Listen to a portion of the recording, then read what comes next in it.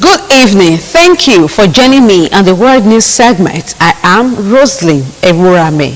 Our first story is from Sudan, where more airstrikes and clashes have been reported, reducing hopes for the latest attempt at a ceasefire in the conflict-hit country. A new 7-day truce officially began today. There was renewed optimism for this new ceasefire, which came following former talks that were brokered by Saudi Arabia and the United States.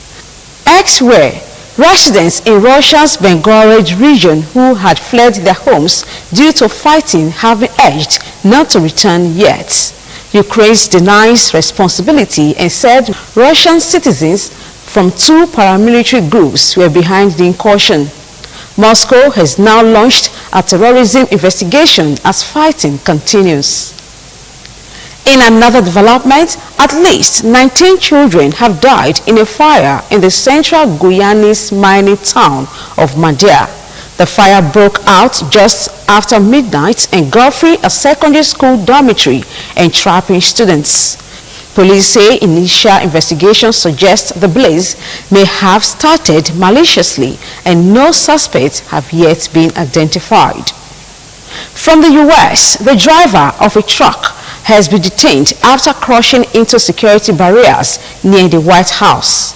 A Secret Service official said nobody was hurt, adding that the truck is deemed safe and that initial investigation suggested the crash might have been intentional. And finally, on the world news, Jean Carroll, who a New York jury found was sexually assaulted by Donald Trump, is seeking further damages from the ex-president over remarks during a town hall on CNN.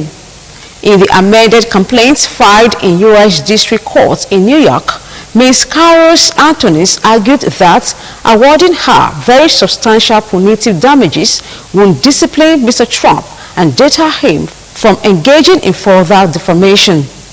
Mr. Trump has not yet commented publicly on the new suits. That's it on the World News segment. I am Roslyn Ewurame. Good night.